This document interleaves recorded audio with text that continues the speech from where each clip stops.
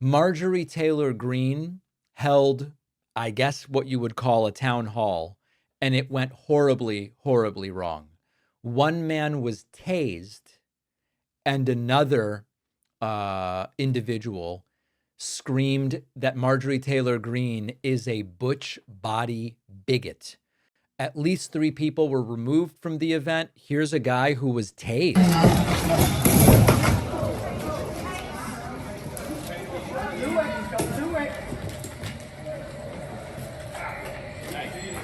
All right, so there's a lot of wrestling going on. I'm going to pause it before the tasing just because I think showing the tasing would be not good in terms of the clip actually being shown to people on various platforms. I think it would be deprioritized if we actually show the tasing.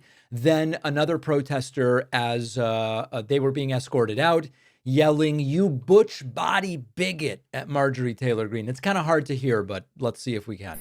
That are not just living at the border. Ladies and gentlemen, they're all inside the interior of the United Ladies and gentlemen. States. How about the KKK? All inside the interior of the United States. You can head out. The protest is outside. Thank you very much. Protest is outside. There you go. You butch body bigot. Now, personally, I'm not a fan of body shaming. I want to make that very clear. Sometimes if you're a disgusting and deplorable person and treat other people in disgusting and deplorable ways, the consequence can be that you will then be treated in an equally disgusting and deplorable way. Not a fan of the body shaming, to be clear, but it is something that I've read in medical journals can sometimes happen to people. We then had another protester with a sign that said "Jail for Insider Traders" removed from the town hall. Very raucous environment. Live in a place where I am one of the members of Congress that usually has the highest amount of death threats. As a matter of fact,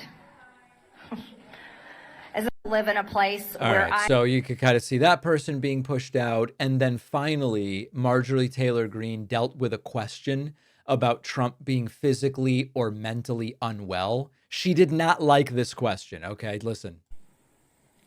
What are you doing to protect us in the 14th district from the damage and extreme hardship of Trump's tariffs? Gutting of Social Security and Medicaid. Wow. Doge gutting our government with a chainsaw approach and the utter destruction and ignoring of our Constitution and rule of law. He is not well physically or mentally, and he's making nonsensical orders based on his whim of the day. Pretty good question, I have to say. How are you going to rein him in to protect us? Oh, poor Christina. Poor Christina. Well, I'm sure, Christina, you think that you're pretty smart. But the reality is you are being completely brainwashed by whatever source of news you listen to. The facts are this. No one has lost their Social Security. No one has lost their benefits. Criminals have lost it. Yes. Fraudsters have lost it. Yes. And illegal aliens have lost it. Yep. And if you want to defend those people where you hate our country and you hate America, what am I going to do? I am going to stand by my president. I am going to support my president. And I'm going to fight for his agenda with everything I have in Congress. And that is what is called a cult member. The cult grip is strong with this one. You know, we've been covering that Republicans are increasingly reticent to hold town halls because they get protested and they end up looking like absolute fools. This is a prime example of that. And after seeing this, I understand why they don't want to do the town halls. On the bonus show today, we are going to talk about a Maryland senator who is traveling down to El Salvador to see exactly what is going on with Abrego Garcia. Is he even alive? Is a question that's increasingly being asked. Secondly, Trump wants to give money to some migrants to self-deport. We will discuss it. And finally, for the first time in a very long time, Republicans are less trusted than Democrats on the issue of the economy.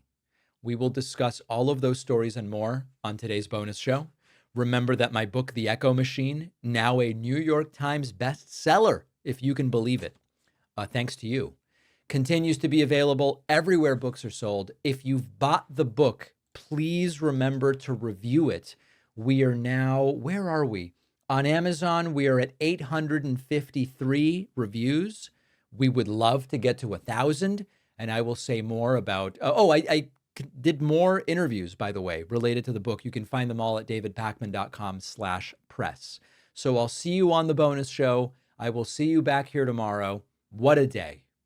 After researching, writing, refining, The Echo Machine, my book, is finally out. This is not just a book about how American politics got so broken. It's also about what's happening right now and what we can still do to stop things from getting worse. Trump's been back in power. The results have been even more catastrophic than many feared, with targeting of political opponents and gutting democratic institutions, laying the groundwork to even further consolidate power. But the thing is that none of this is inevitable. The same forces that brought us here can be countered if we understand how they work and what to do about them. And that's what The Echo Machine is all about. Some say that without corporate media backing, books like this can't succeed. I think we can prove them wrong. You can get The Echo Machine right now at davidpakman.com/echo on Amazon, Barnes & Noble, Audible, Kindle, or by calling any local bookstore and asking them to order it. This book is more important than ever. If you care about what happens next, and I do, check out The Echo Machine today at davidpakman.com/echo.